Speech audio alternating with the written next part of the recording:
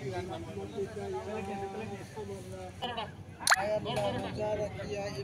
সম্মুখে নিয়ে জাতি ধর্ম বর্ণ নির্বিশেষে সব চলার তৌফিক দান করো।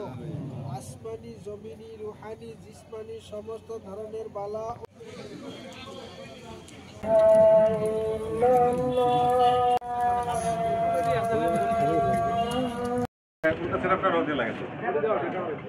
মই সালাম জনাইছোঁ।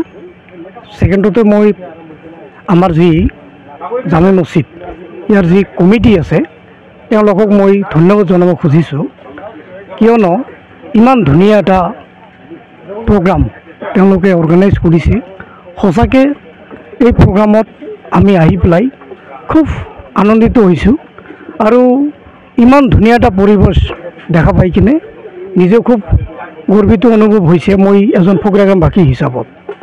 ইয়াত আমাৰ যি জামে মছজিদ কমিটি তেওঁলোকৰ ইমান ধুনীয়া এটা পদক্ষেপ সঁচাকৈ আমাক মানিব লাগিব। আৰু এইটোৰ মাজেদি এই প্ৰগ্ৰামৰ জৰিয়তে আমি এটা মেছেজো দিব খুজিছোঁ যে এইটো হ'ল আমাৰ প্ৰগ্ৰাম।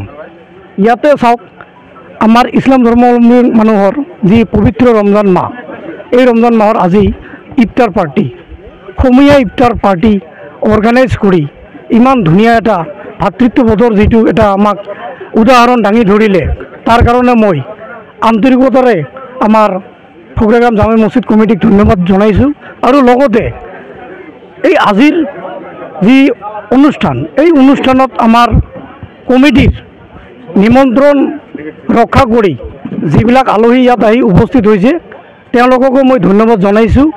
আৰু এটা কথা ক'ব খুজিছোঁ মই যে এনেকুৱা পৰিৱেশ আমাক ধৰি ৰাখিব লাগিব, জীয়াই ৰাখিব লাগিব। আমাৰ যি ভাতৃত্ববোধ ইয়াৰ মাজেদি আমি চলিব লাগিব। সঁচাকৈ মই বহুত আনন্দিত হৈছোঁ।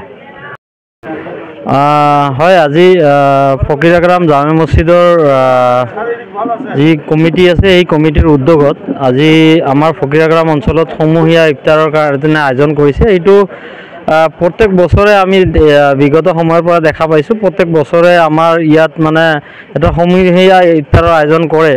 তো এই ইফতাৰৰ আয়োজনটো আমি খুবেই ভাল পাইছোঁ। ইয়াত আমাৰ ফকিৰাগ্ৰাম অঞ্চলৰ সকলো ধৰ্মৰ প্ৰত্যেকটো কমিউনিটিৰ ছাত্ৰ সংগঠনৰ পৰা ৰাজনৈতিক দলৰ পৰা প্ৰত্যেকটো ৰাজনৈতিক দলৰ মানুহ বয়োজ্যেষ্ঠ সমাজৰ মুৰব্বী শ্ৰেণীৰ মানুহ প্ৰত্যেকটো ধৰ্মৰ সকলো মানুহকে আজি এই দিনটোত আমি এই ফকিৰাগ্ৰাম জামে মছজিদৰ কমিটিৰ পৰা ইনভাইট কৰে।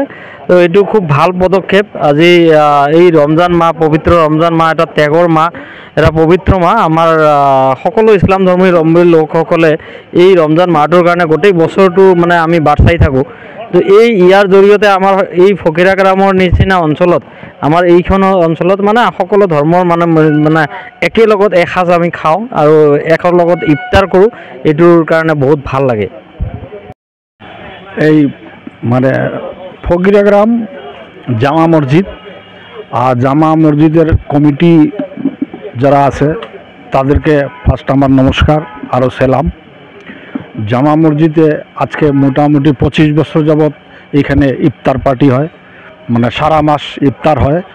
তো আমি হয়তো আগে অনেক দিন আগে 2-3 বার আসছিলাম, আবার এইবার আসলাম, মাঝখানে হয়তো সময় পাই নাই।